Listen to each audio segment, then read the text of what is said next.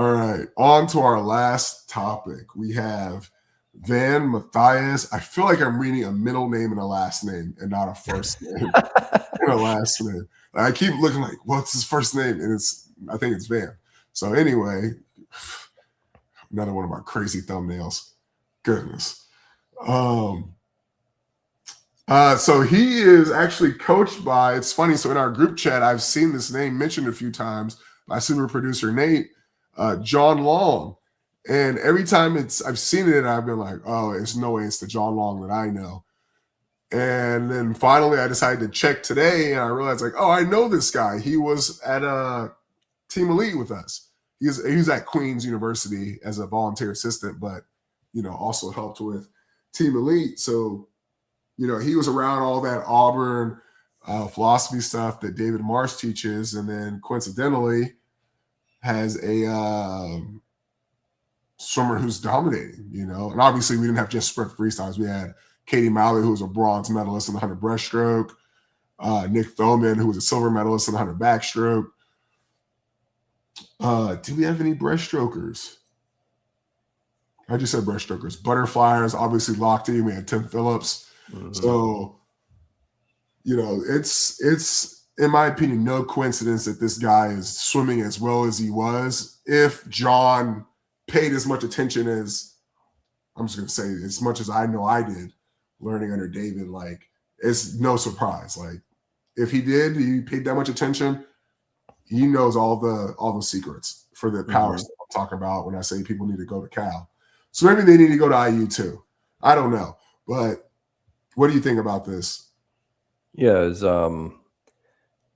I need to do a little more research and see, is there anyone else from this group that are excelling? Yes. Yes? Yeah, so Peter Verhoff is now the head coach at Bowles. And he was the assistant coach at Queens, but he also helped with Team Elite and swimming. That's true. I guess, are there any other swimmers in John Long's group that are excelling the same as Van? That's my question. Yeah, I think this is where I say Eddie Reese is the GOAT. This is why I'm an Eddie Reese purist. He says, anybody can make a fast swimmer fast. Judge me by my others. Yeah. That's that brings a lot of coaches into the firing range. Yeah, that's usually my rebuttal when people bring up, any Michael Phelps or Bob Bowman rhetoric in the comments. I say, okay, Bowman's really good at making a great swimmer great, but who makes the average swimmers great? Yeah, we talk to them. Well, let me talk about the Van Mathias.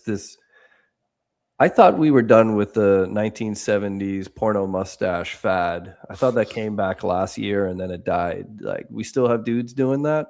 Yeah, dude. I didn't realize this, but this is like a what do they say? Lord forbid a white boy get a little motion. The mustache is like, it's it. I didn't know this before. I always thought it looked creepy, but it's like ladies love it, I guess. Yeah. I thought they were doing it ironically, like to be funny, like I think they do. I think they do, but it's like it's a dope look for them. Apparently, I don't get it. I don't either. Black people are crazy with just a mustache. I don't think we're supposed to get it though. Yeah, it ain't for us. It ain't. Hey. Like, you ever seen a black person with just a mustache? Straight to jail. Yeah, I've never seen it. No, not in the wild. Yeah, it ain't for us. So shout out to you guys. Shout out to y'all.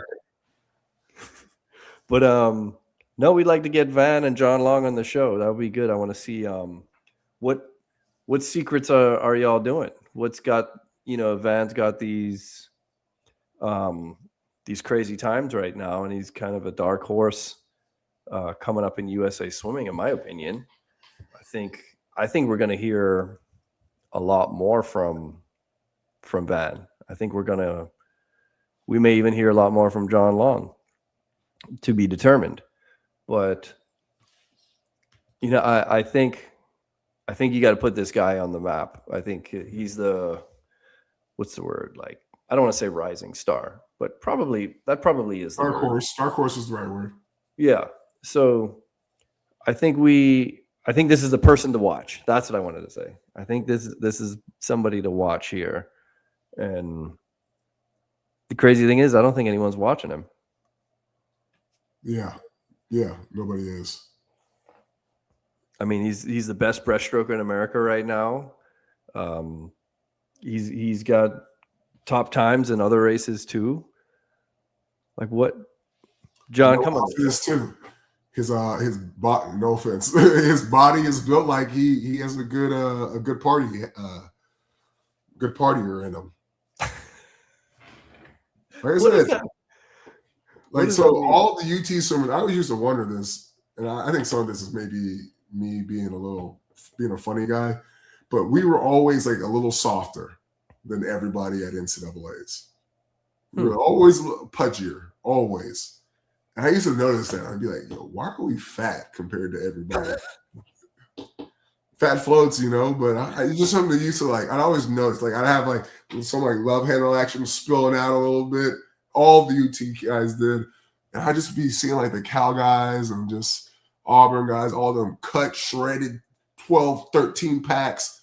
And I'm just like, yo, like, why are we fat? That's a good question. Why were y'all fat? See, so you know what I'm talking about too. Like Ricky, like Ricky was probably our most cut swimmer, and he was had a little tub going on. Yeah, I mean, I remember I used to think that about David Walters. Yeah, see, you noticed it because he was so fast, and I would look at him and be like, him? Like how? Guy's built like a jar of mayonnaise. Yeah, just slender man. I don't know, man. Did y'all have? What was your strength program like? It wasn't that extensive. Like Eddie had maybe 6 lifts. You did. You had to do. He gave us all our lifts. So like since I was middle distance, I was always 3 of 8. Wait. Hold up. Eddie wrote y'all's strength program? Yeah. He also did like a ton of studying. I interviewed Eddie like when I first got out of coaching, and he like took it very seriously. That's why y'all were fat. Maybe, but we were also killing everybody, showing up under tapered and then dominating everybody on the last day when we finally would all hit taper 3 days too late. But Eddie would have like 6 or maybe 4 lifts. Let me think. 1, 2, 3, 4, 5. No, 6 lifts we would all have to do. And then after that, it was kind of cool though. Like you had like this this passed down like workouts by like groups, because obviously it's a house of Olympians. So Span knew things that he got from Brendan, who he probably got from somebody before then. And when I got there, I was a breaststroker. So Span's like, hey, like once you do your lifts, come find me. I come find him. He's like, okay, we need to do as breaststrokers, we need to do this, and this exercise. So after I do my 6 lifts from Eddie, I'm doing all this like historic hand-me-down breaststroke stuff. No, okay. So, I mean, I thought that was really cool. And it's like the same way in the pool, like you're getting coached by Pearsall, who probably he definitely learned things from, what's that guy's name? Who was before Pearsall? Krazelberg, right? So you're getting tips from not just Pearsall, but Pearsall's critique on Krazelberg's stuff that he taught him, right? Mm-hmm. So yeah, Eddie probably didn't do much technique coaching. Like it was all like group. Like it was an amazing experience. Yeah, I did hear that. That was Texas kind of taught themselves to some extent. Yeah, it was really cool. But Eddie empowered it, He's like, yeah. He's like, go. Like even when I was there, Eddie basically, I remember one day, because I probably had, I'll say it, I had the best relay start and the best turns in the NCAA. And one day, that's because we didn't swim the same time. That's why. Please, dog. I'll smoke you on a relay exchange. Oh my God. No way. I was 1 second to 1.2 seconds faster than my flat start. Same. Okay. Well, I'm 6'8", so Yeah, take that. Take that. So you should be that much faster. That's less impressive. No, it was all that vert. Oh, I'm just saying they ought to out touched you. Is what I'm saying. My relay exchanges 0.00. Okay, see, all right. So here's my relay. So take that. My relay exchanges were 0.3. Slow. Yeah. So yeah. So I was killed. I was still going that fast with those slow reaction times. No, but best relay reactions ever. I was just scared of DQ, dog. Like that shit's embarrassing. Never. I was 0.0 every time. Never DQ. But Eddie was just like one day he was like, Dax, he's like, just take everybody and go work on flip turns. And I led practice for like 30 minutes and taught everybody about like how to stagger their feet the right way and how to like use angular velocity and how to land their feet so they could have like that load foot spring jump. See, the problem with that, well, let me not say problem. The tough part about that is you need to have a team. You need a team that can put their ego to the side, because I could see some people that, you know, that maybe came up after me at Kentucky when I tried to teach them some stuff. It was like, who does he think he is teaching me? You know, it's like, bitch, I got the best open turn ever. Like, let me show you your slow ass how to do something. Like, that's who I am. Dude, you get cut at UT. I'm not even joking. Like if somebody wasn't going to listen, you knew it. Like it's like, okay, he won't be here next year. Like the amount of times I've seen that happen. Like I remember there was this one kid who like wouldn't streamline, and I kept telling him every day, I was like, dude, you need to streamline. You need to streamline. And at a certain point, I was just like, you won't be here next year, dog. Like if you can't handle like this low level of like wanting to get better for yourself, you ain't gonna make it in this program. And next year he was gone. So it's like that's one thing I really liked about UT, and this is kind of what I talked about in the recruiting last year with Auburn and UT, where it's like they're coming at you. Like you are kind of don't even get the option to decide if you want to step up. Like you have to. Like you decided to come here to step up. Like right. Time to do your part, dog. So you got the dollars. Let's go. Yeah. So now I'll circle that back since we ranted a little bit.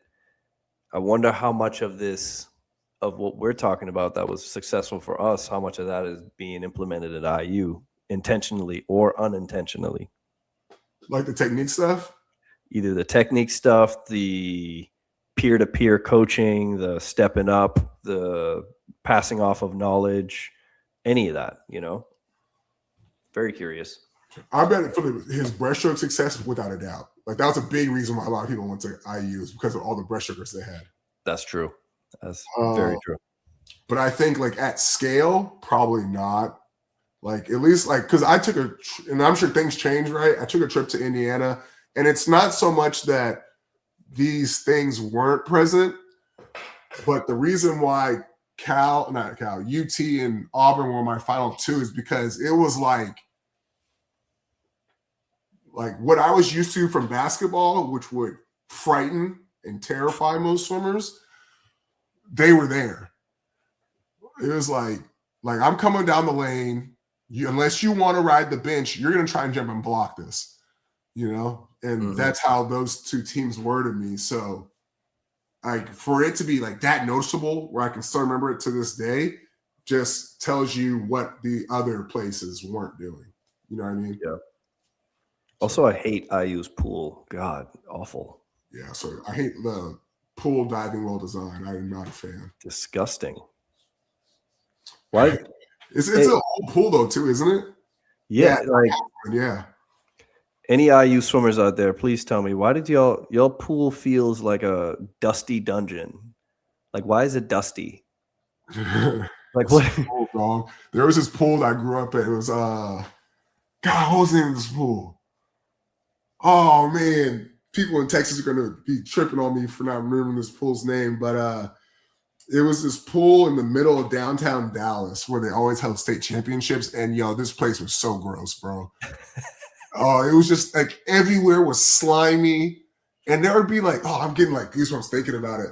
I remember at one time I went like the shower was just like it was like a closed box, and it was just tile like on the ceilings everywhere. Like it's just like the steam has nowhere to go, so even the ceiling's slimy. And I remember one time I went in there and just like kids like slipping, sliding on the floor. I was like, oh, this is so gross. Like the floor on the tiling, like on the pool deck, slimy. It's like this dim brown light. Oh man, it was terrible. That's I how wish I could remember it. that's how I feel at IU's pool. Just like That's what reminds me of too. dingy, dusty, dark, brown lights, cold. And it had this smell, like it did like, when you go into like a nice hotel, they've got like that nice hotel smell, like their own special fragrance. Yeah. Like think of the opposite of that. Like IU's pool has like this smell of like if you blindfolded me and dropped me in that pool, I'd be like, I'm in Bloomington, Indiana right now. I know for a fact. Like it smells like you ever order pizza and leave the pizza box like Lowe's. That's the name of the pool. Lowe's. Sorry, keep going. Lowe's. So you ever order pizza, eat the pizza, leave the cardboard box on the table for like 5 days, and then you come back and it's got that like dingy, cardboardy, wet cardboard, old cheese smell? That's IU's pool. That's what y'all pool smell like. I didn't notice it was that bad. So somebody from IU, please come in the comments and explain to me why y'all pool smell like old Papa John's musty ass. Jesus. All right. That's it. That's all we got for y'all guys. Elvis, you have any closing statements for the people? No, I probably just upset all of the state of Indiana on that one, the whole Bloomington city. So I'm not gonna apologize, but I do want y'all to come explain that to me. They're gonna be. Let me see. I think they're playing the national championship game right now. Actually. Oh yeah, that's right. They might have something to be celebrating for this whole week, so you might get away with murder on That's this true. one. They won't even see this. Yeah. But shout out to people who watch us week in and week out, people who listen to us, comment, share our stuff on Instagram. Like we appreciate it. We're gonna keep doing what we do. Hopefully, the goal is to change the sport, man. Like we need to bring the entertainment into the sport because that's what this sport is missing. We have great athletes. It's a great sport. It's just missing entertainment, and that's what's going to save this sport. And I'm going to do my part. Yeah, and guys, like, don't be afraid to reach out to our Night Swim page and like ask for advice on stuff.